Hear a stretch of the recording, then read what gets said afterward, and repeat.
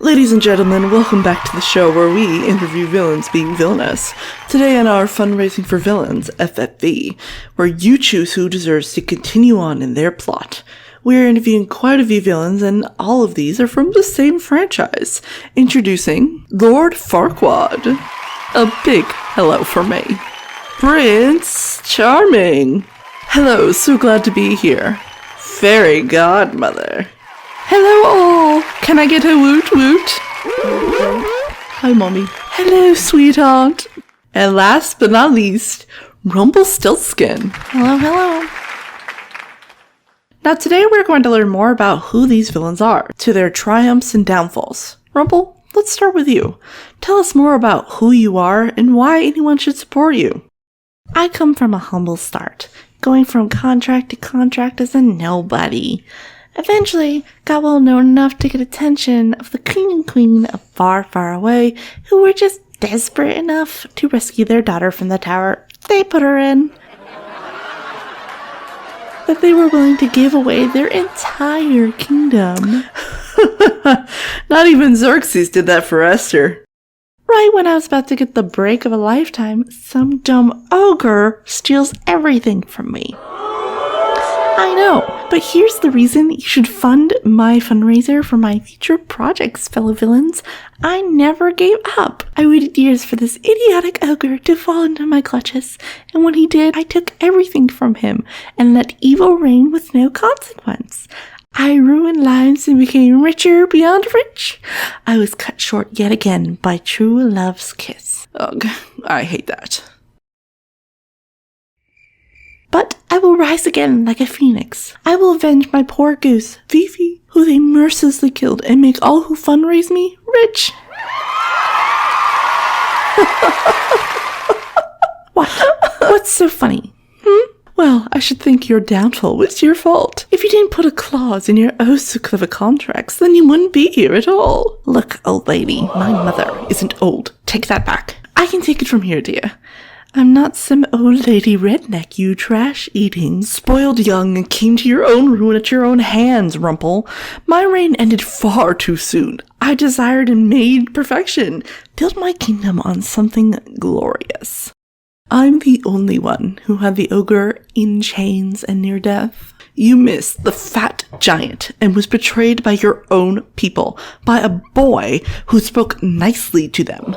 You're a weak, pathetic leader who decided to sing instead of getting the deed done with. Really, I sing. That's not canon. I took over a kingdom. Because no one was in charge. You have no idea what you're talking about. Have you seen my hair? Did you see the kingdom? I would have made it. All of you are being just ridiculous, except for you, darling. Thanks, Mommy. What did you do that was oh so grand, besides shoot yourself with your own magic? Let's see. While you were being trailer trash, I was building an entire empire.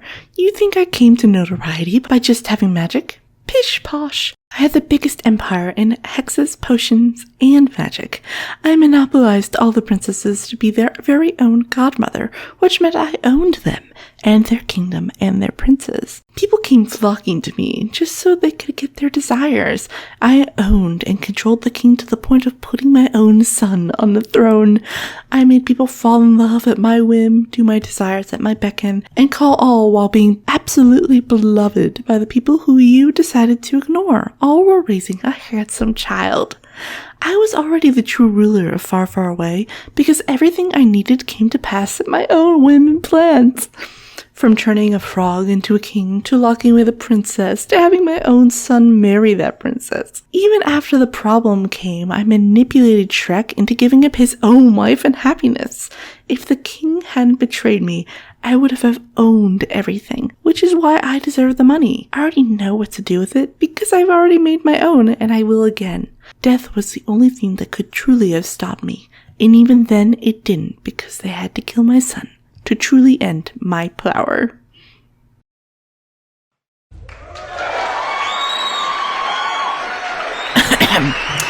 Let's break to commercial and come right back to this.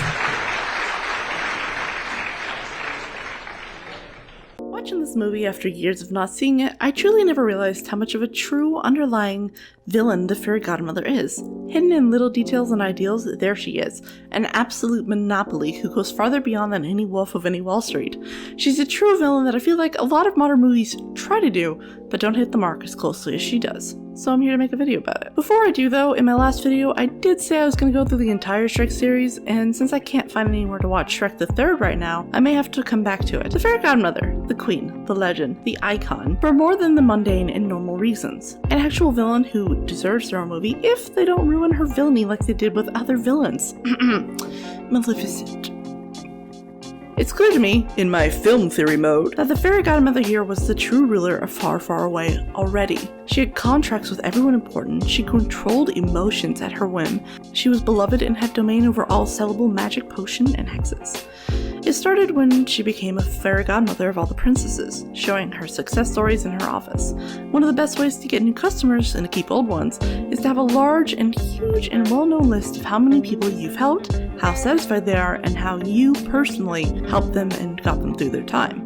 The best way of marketing it would be word of mouth, which she did that through all of them becoming legends, not to mention these books being sold everywhere. She makes it clear she's helped all of these princes in some way through her song with Fiona, and tells how it helps everyone and promises it will find her true love, which I'll come back to later. If she's responsible for bringing happily ever after to so many people with money, power, and status, then favors and power over them isn't hard to attain at all. Either ask them nicely to do what you want, or threaten to take away their happily ever after. Sorry. Like she does with the king, her best and most useful contract. The other princesses and their kingdoms weren't big enough for the fairy godmother. After all, they all lived and or had residence in Far, Far Away. And if she moved away or moved to any of these residents and took control of them, she couldn't stay in contact with all the people that owed her. So, what better place to truly rule and control than the place they all come and vacation to?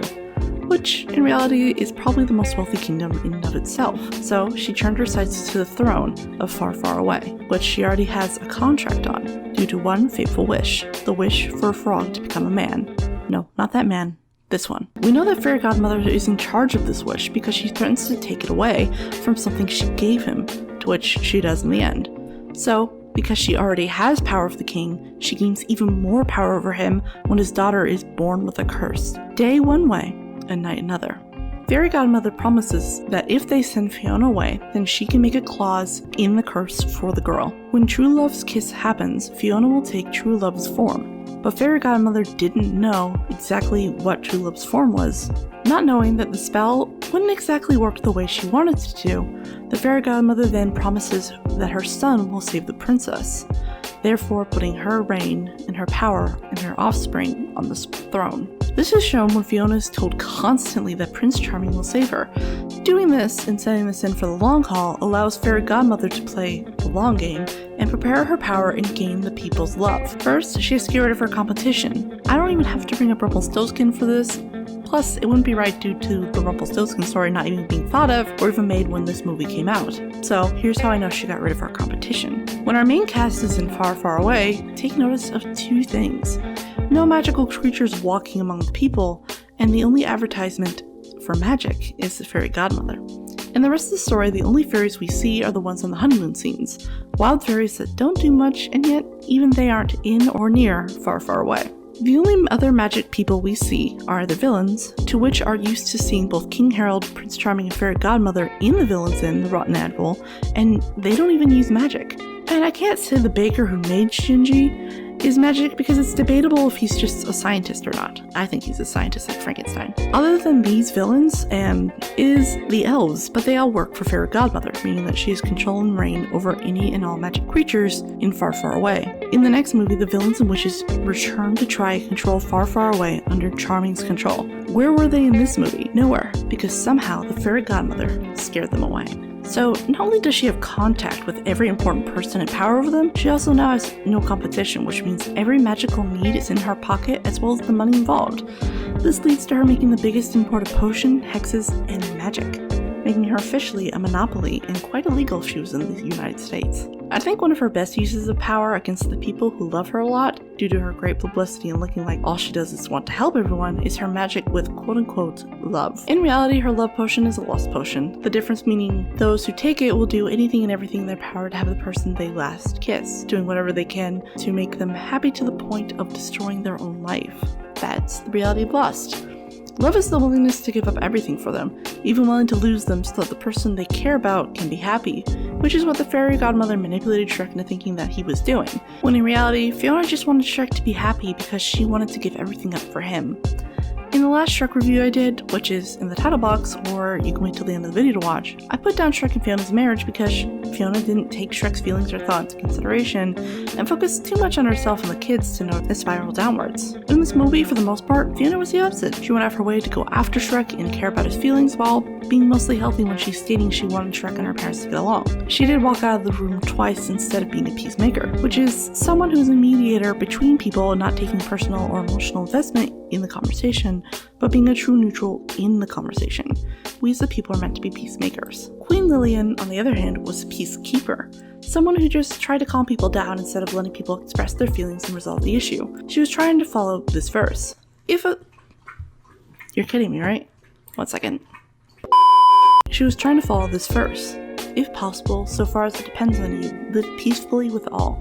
Romans 12:18. But she was kind of failing at it. While there's a time and place to be a peacemaker, Lillian had a lot of time to do just that.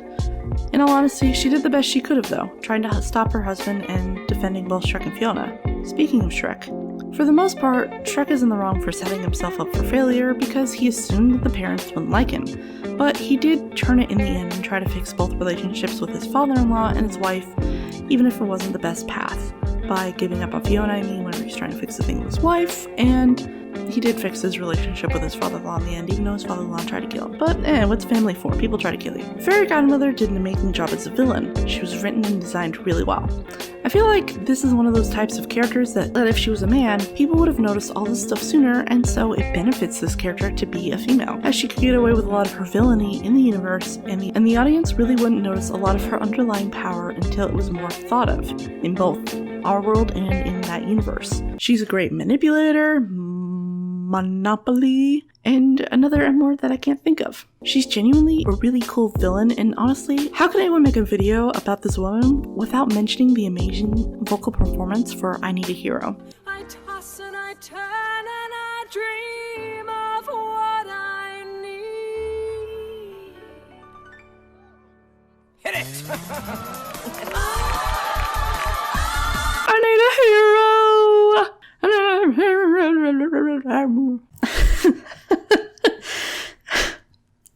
But seriously, on a more serious note here, I don't feel right if I pass this up and make a video about this movie without stating this. This is harassment. Just because he's a villain and a man does not mean that this is funny or okay. It's not a boundary that anyone should ever cross, and this is just completely wrong.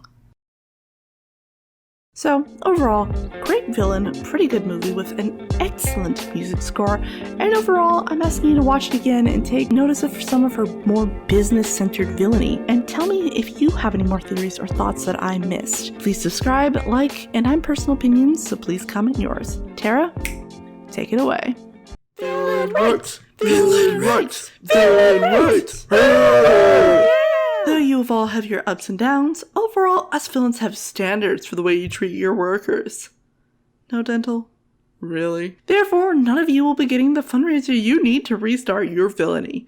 We will continue to search for a villain who is truly evil and takes excellent care of their henchmen. Let it out to me. First off, not evil. Second off, you sold yourself out to consumerism. We don't need to hear it. And that's all for today, folks, on Fundraising for Villains!